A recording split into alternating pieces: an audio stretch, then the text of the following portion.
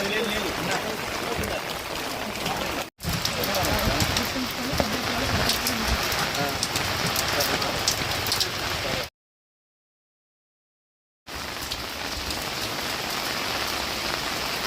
30 తారీఖు రేపు 1వ తారీఖు ఆదివారం రావడంతో 30వ తారీఖు పెన్షన్ ఇవ్వడానికి టీడీపీ నాయకులతో కలిసి నేను ఇక్కడ మన్నార్కొండూరుకి వచ్చి పెన్షన్ అందజేయడం జరుగుతుంది. మన నారా చంద్రబాబు నాయుడు గారు ముఖ్యమంత్రి అయిన తర్వాత మనకు 3,000 ఉన్న పెన్షన్ని 4,000 చేసి ఏ అవ్వాతాత ఇబ్బంది పడకుండా మందులకు కానీ ఆరోగ్యానికి కానీ దేనికి ఇబ్బంది పడకుండా వాళ్ళు ఆరోగ్యంగా ఉండడానికి 4,000 పెన్షన్ ఆయనే ప్రతి ఇంటికి పెద్ద కొడుకులా మారి 4,000 పెన్షన్ ఇవ్వడం జరుగుతుంది. అలాగే ఆయన ఈ మధ్య దీపం పథకం కింద ప్రతి ఇంటికి 3 గ్యాస్ సిలిండర్లు ఇవ్వడం కూడా జరుగుతుంది. మన నారా చంద్రబాబు నాయుడు గారు అటు అభివృద్ధిని ఈ సంక్షేమాన్ని 2 సమపాలనలో ముందుకు తీసుకెళ్తున్నారు.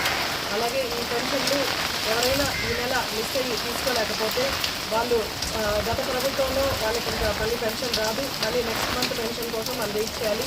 కాబట్టి చాలామంది ఇబ్బందులు పడి ఎంత కష్టమైనా సరే ఆ ఊరి నుంచి వచ్చి పెన్షన్లు తీసుకుంటున్నారని జనాలకు ఆ ఇబ్బంది కలగకుండా ఉండడానికి చంద్రబాబు నాయుడు గారు వచ్చే 3 నెలల్లోపు కూడా తర్వాత నెలలో కూడా పెన్షన్లు తీసుకుని అంటే మిస్ అయితే తీసుకునే అవకాశం కూడా చంద్రబాబు నాయుడు గారు కల్పిస్తున్నారు. అలాగే ఎవరైనా లబ్ధిదారులు పెన్షన్ వచ్చే లబ్ధిదారులు ఎవరైనా పొరపాటున చనిపోతే వాళ్ళ భార్యకి వెంటనే తర్వాత నెల నుంచే పెన్షన్ను అందజేయమని చంద్రబాబు నాయుడు గారు అందరికీ ఆదేశాలు ఇచ్చారు.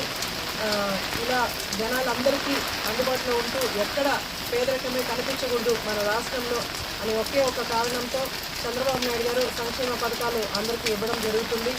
అలాగే ఆరోగ్యం కానీ ఎలాగో పెద్దవాళ్ళకి ఆరోగ్యం చెడిపోకుండా వాళ్ళపై వాళ్ళు నిలబడాలని చంద్రబాబు నాయుడు గారు 4,000 పెన్షన్ ఇస్తున్నారు. వికలాంగులకి ఎదుటోళ్ళ మీద భారం పడకుండా 6,000 పెన్షన్ ఇవ్వడం జరుగుతుంది. పూర్తిగా వికలాంగులైన వాళ్ళకి 15,000 ఇవ్వడం జరుగుతుంది. ఇలా మన చంద్రబాబు నాయుడు గారు ముఖ్యమంత్రి అయిన తర్వాత రాష్ట్రంలో అభివృద్ధి కానీ అలాగే సంక్షేమం కానీ 2 సమపాలన తీసుకెళ్తున్నందుకు ఆయనకి ధన్యవాదాలు తెలియజేస్తున్నాను.